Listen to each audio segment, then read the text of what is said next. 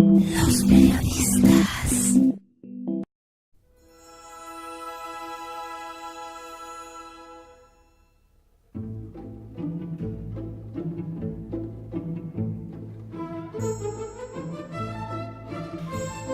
Extrañamente, el Teatro Español no programó ninguna representación de las obras escritas por José Zorrilla y Moral, pese a cumplirse 200 años del nacimiento del ilustre dramaturgo y poeta español, nacido en Valladolid el 21 de febrero de 1817.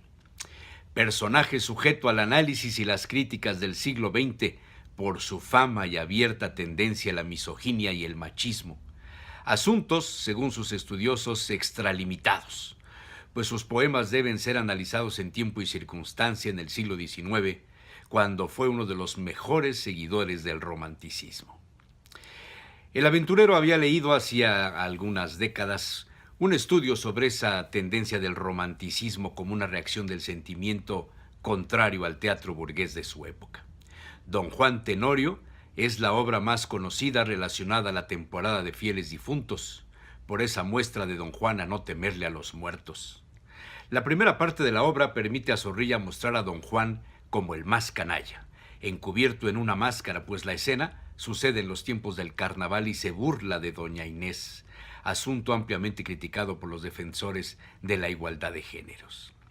Ciertamente a Zorrilla se le tiene en un nicho del machismo, pero a su vez, en el desarrollo de la obra, igual exalta, rechaza y perdona incluso la actitud machista, pues en el fondo, dicen los expertos, el romántico del siglo XIX refleja el pensamiento de 1824, cuando la obra la escribe el nacido en Valladolid apenas tenía 26 años.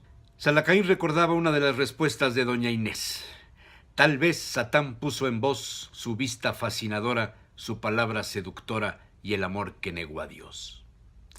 En eso pensaba mientras caminaba rumbo a El Lacón, ese mesón tan visitado por los dramaturgos, actores, escritores, periodistas y turistas en el barrio de las Letras, a un costado del Teatro Español, cuya fecha de nacimiento está a principios del siglo pasado y conserva hoy aún el diseño del arquitecto Manuel Jaén, quien pretendió darle un toque donde se resaltan las características de los mesones castellanos.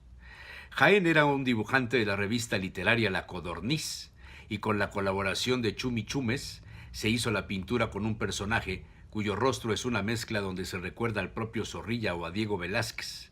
Eso, más la escultura de El Abuelo, son características artísticas del sitio enclavado en el número 8 de la calle Manuel Fernández y González.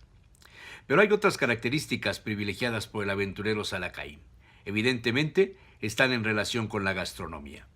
El sitio tiene una barra sensacional y en el frente unos pizarrones donde se anuncian los vinos del día por copa y 3 o 4 tapas a elegir.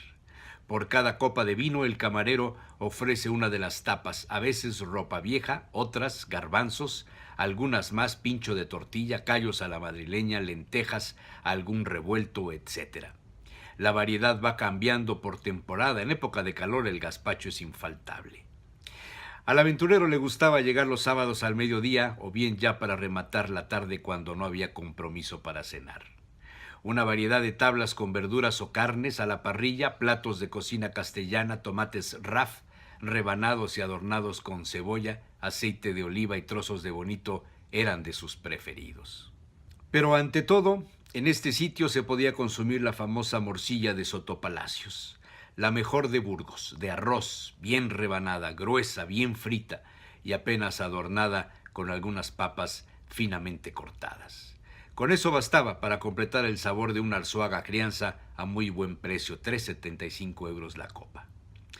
Zorrilla había sido descrito recientemente en un artículo periodístico como un hombre enamorado de los libros, pobre, aficionado al arte, a la bohemia, a la magia, la fantasía y, por si fuera poco, era esotérico y enamorado. Hacía varias décadas, en un cabaret de Frankfurt, en el Mosselstrasse, al aventurero le había tocado en suerte descubrir un espectáculo donde participaba como personaje estelar un español bajo el seudónimo de Leila. El local estaba repleto de alemanes, hombres y mujeres, quienes reconocían el talento de la imitación.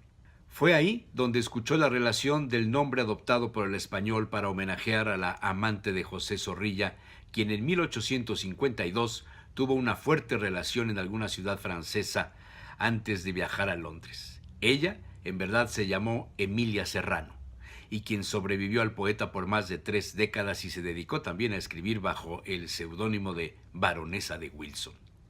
Zorrilla la conoció a los 34 años, mientras ella apenas era una adolescente de 14.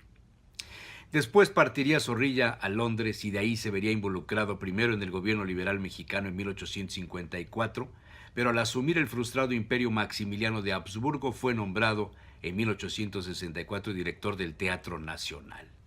Ya para entonces había sido publicado 22 años antes su famoso Don Juan Tenorio. La media ración de morcilla de Sotopalacios había sido puesta frente a él mientras los camareros despachaban las órdenes de los más de 30 visitantes a esa hora de El Lacón. Ahí recordó el aventurero aquella versión hoy casi olvidada, publicada por el diario ABC unas 2 semanas antes de morir el dramaturgo. El propio Zorrilla había accedido a responder de forma manuscrita algunas preguntas formuladas por Alfonso Pérez Nieva, colaborador de la sección blanco y negro del diario madrileño. Según los estudiosos, destacaba la misoginia de Zorrilla en esas letras bajo el título de Declaraciones íntimas. Y Salacaín recordó algunas de las respuestas. Rasgo principal de mi carácter, haber llegado a viejo sin dejar de ser muchacho. Cualidad que prefiero en el hombre, su firmeza para sufrir el dolor físico y para perdonar a sus enemigos. Cualidad que prefiero en la mujer, la de que no sea mía y no pueda serlo jamás.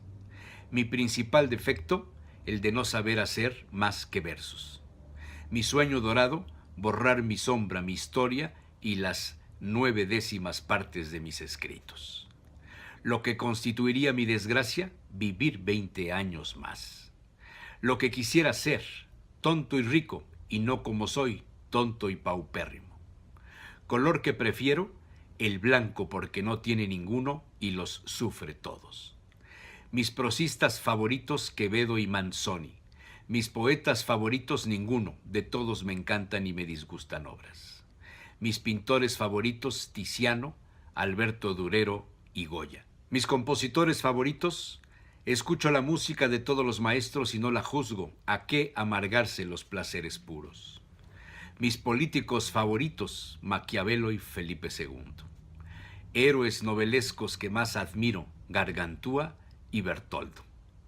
Héroes que más admiro en la vida real, los mártires de los primeros tiempos del cristianismo.